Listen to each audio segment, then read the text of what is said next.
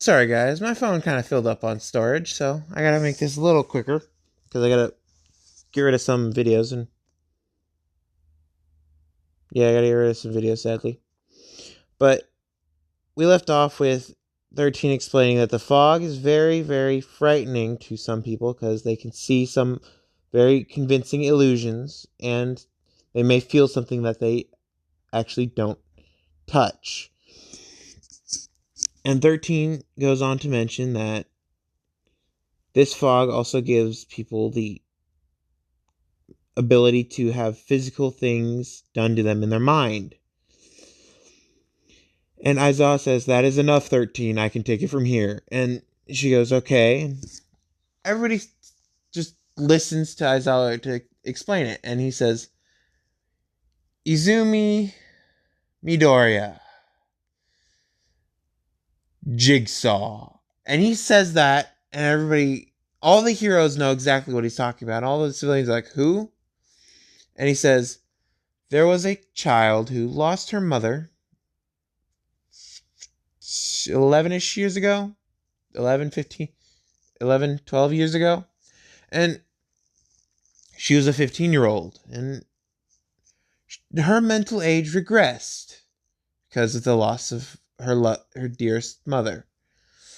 And she turned into Jigsaw, the masked murdering killer of everybody who's convicted of crime. So we kind of made a deal with Jigsaw after we found out that Jigsaw had a addiction to a girl, and they all are looking around, being like, "What?" And Aries like, "Fucking kill him!" So she freezes time, and she freezes everything around her, and she walks up to the announcer's booth, and she slaps him as hard as possible. But since he's frozen, he doesn't get any of that kick from the slap because there's no follow through. So she just lands a slap and then walks back and then resumes time. And he gets slapped upside the head with a powerful slap, and he's like, "Oh god, that hurt." And he continues. And she's like, "God fucking damn it."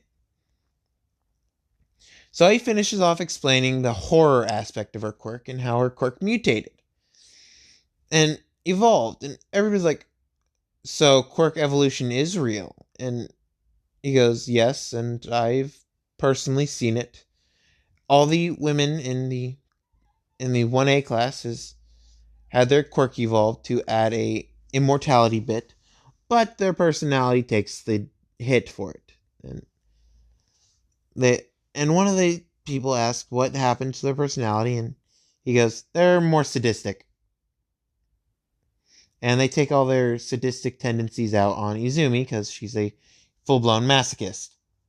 And she's not just any normal masochist, she's a massive masochist. And all she wants is punishment for what she's done. And so he explains it fully, and with Izumi and Shota in the mind area, Shota sees this frozen wasteland to his right, and then it's dry desert to his left. And she goes, "Perfect environments for you to use your quirks." And she's just like, "Hit me as hard as possible." And he goes, "Okay.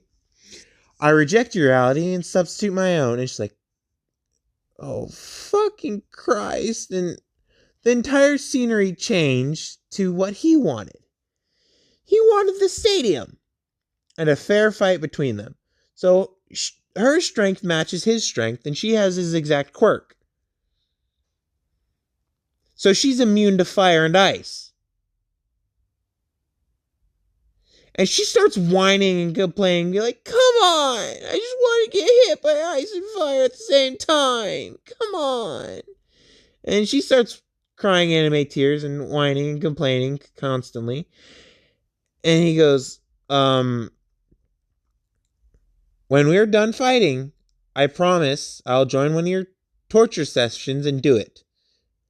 And her eyes light up and she stops crying, going, really? You promise? You promise? Promise? Promise? And she's like a little child getting candy for the first time. And he goes, yes, I promise. And so he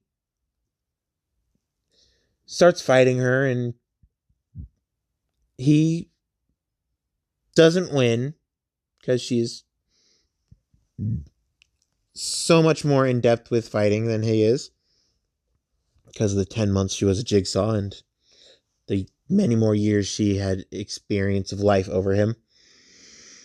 But she is currently how do I say this?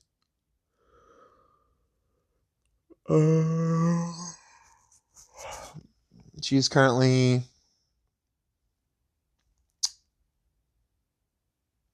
her clothes have been charred off, but not literally, and she's mentally drained. So she's like, I'm done. So the fog starts to roll out or roll away, and everybody gets a big whiff of it, and nothing changes except for the whiff that Aerie took, because Aerie has breathed in so much of it that she got it felt like she was getting lightheaded, and she started to feel like she was high off of it. And she gets excited physically and mentally for after the sports festival. Oh, crap. And the winner is Izumi, obviously, and Midnight's like, winner, Izumi Midoriya, and we shall end it here. And they're like, why? There's still one more fight. And she goes, the fight will never end, so we will end it here. And they go, what does she mean? And Aerie gets down there and steps on the first place pedestal, and Izumi steps on the first place pedestal and hugs Aerie from behind, and it's like, you ready? And Aerie just goes, yeah. And Izumi can't hold her excitement, so she yells, All Might, get the hell down here! And All Might hears this and goes, well, I have been summoned. So he buffs up, and he's still on top of the sports festival. And he jumps down in the hero pose and goes, I am here. And she goes, yeah, we know. Now hurry up. And Midnight goes, if she wasn't a damn masochist, I would fucking whip her ass right here. But she's a masochist, so she'd love it. And Izumi basically appears right in front of her and goes, you want to join? It's fine. And Midnight goes, she pulls out her phone and texts Aizawa, I'm gonna be late tonight. And he goes, God damn it, not again. And she puts her phone away and goes, yeah. And no one can hear this conversation. They just saw Midnight text something out and so on. So I think it's Midnight and Aizawa. So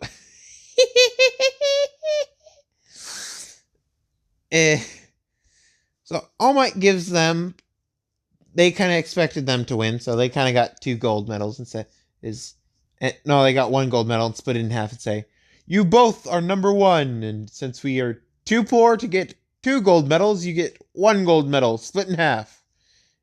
And Izumi goes, did you shape it like a heart? And he goes, sadly, no. You could probably ask Powerloader. And he goes over to the second place, Shoto, and he gives Shoto the second place medal, and he walks over to Tokoyami Fumikage and says, you, sir, are good. And he hands him the third place, and everybody else gets cannon. So Izumi's like, "Are we done here?" And he goes, "Yes, you are." And all the girls are like, "Oh God." And this giant hand comes out of nowhere and grabs all the females by the head that she's done it with and pulls them into shadows. And she goes, "We're leaving." And hugs Eri really tightly and says, "Goodbye, guys." And teleports away. And everybody is in her dorm room in the fog. And they're just waiting for her to arrive. And they all say at the exact same time, because they all see a different room, "We reject your reality and substitute our own." And she's like, "Fucking Christ! Did you see what Shoto saw?" And they're like, "Yeah, he had the normal stadium, and we thought that was weird, so we wanted to try it." And everybody thought of a torture chamber. And she started to get hot and heavy because everybody was thinking of a torture chamber. Midnight was also abducted by her. A few of the pro heroes who have villainous quirks that do lots of damage to people were abducted by her because they were affected by her gas and she kind of stole them.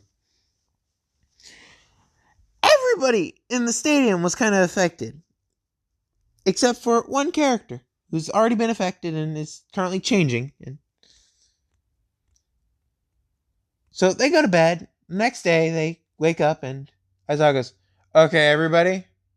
And Izumi, just, "I'm not part of the everybody." And he goes, "Nope. You're an Odyssey. You're an Odyssey of the Odysseys." And he goes, "Yeah. I want to know what it's like to be fucked." And Eri says, "You have the ability to let me do that." And Izumi goes, "Ooh, yeah." So later that day, after they choose their internships, and Eri goes with Endeavor because she wants to get she wants to be fucking burnt alive by Endeavor when.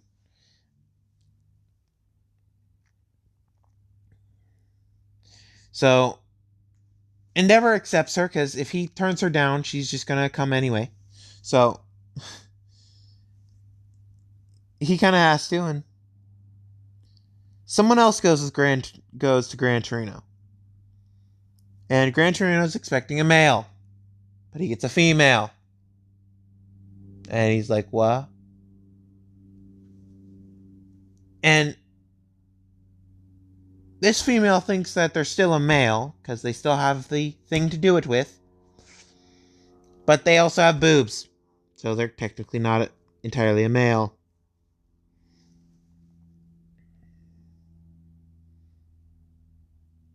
So we go to the Hosu attack, and Izumi feels the fear from two people, and she's like, "Ooh, I get hurt there." And she teleports to Eri and says, "Can I please play a game? Please, please, please, please, please." And Eri goes, "On the Nomu only. I know you feel that bloodlust from that area, so let me go do that, and I'll take care of it. You go fight the Nomu." And she goes, "Oh, really?" And Eri goes, "Yeah, I can't stop you any other way." And she goes, "Thank you." And she teleports off, and all the Nomu get pulled into a cluster, and a black orb forms around them. And Endeavor gets close, and he puts his hand in there, and it is moving around his hand like it's a fog. And he's like, "Everybody stand back. We don't want to go in there." And the Nomu are affected by the fog, and they're cursed to go back to their human forms, and in their human forms is supposed to take on their human personalities, because Izumi kind of knows that Nomu are dead and they're kind of just corpses. And fog kind of affects corpses because they're still living, breathing. So yeah. So she affected the corpses. They reverted to their original position, and except all the males turned into females.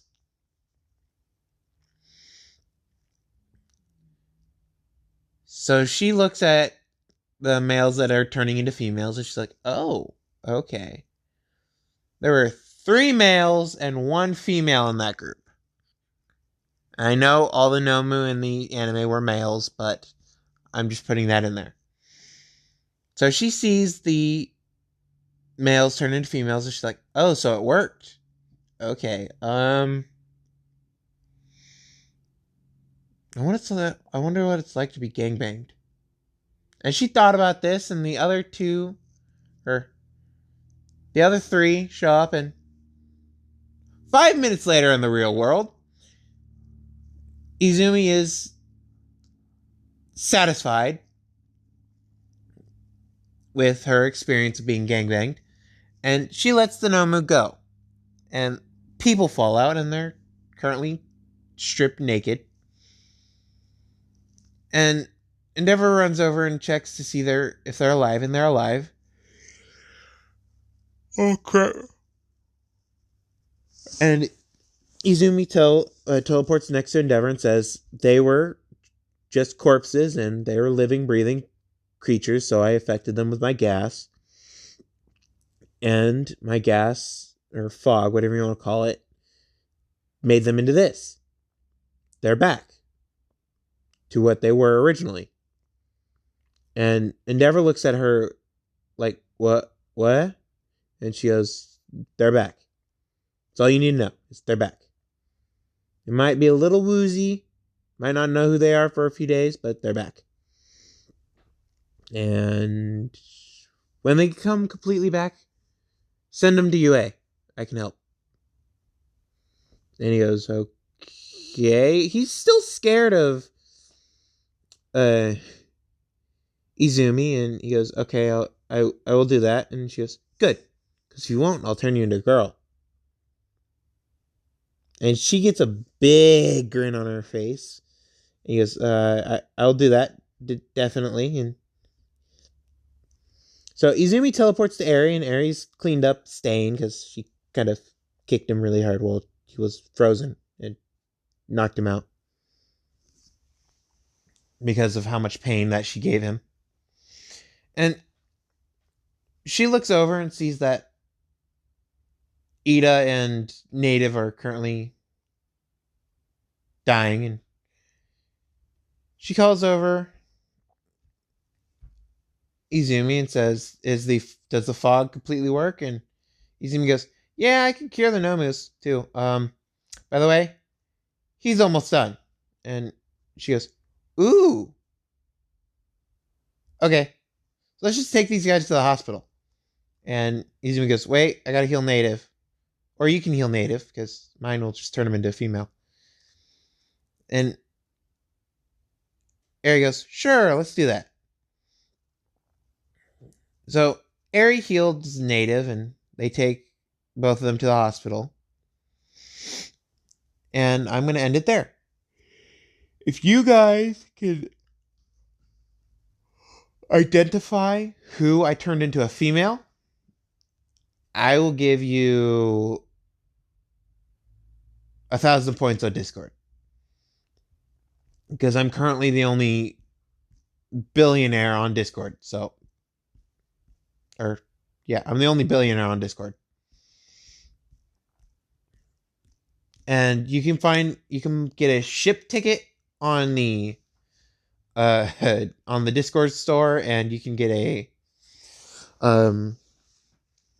yeet slip where you can send someone out of the Discord chat for a max of 24 hours, and then they come back. But you must have a reason to yeet them. You can't just say, oh, yeet that person because that person I want to yeet. No, you got to actually say a reason to yeet them. And for the ship ticket, you must have 3 people or more to agree with you on the ship. And then I'll either redo a series to fit the ship, or I'll make a series to fit the ship. Or if it's one-shot material, I might do a one-shot for it. And I love doing little one-shots for you guys because one-shots are fun and they spice up this boring every time I do a new episode. It's the same old, same old. I get more freedom with one-shots. So, talk to you guys later. Hopefully you guys enjoy the new ship slip or yeet slip and ship ticket. And talk to you guys later. Bye.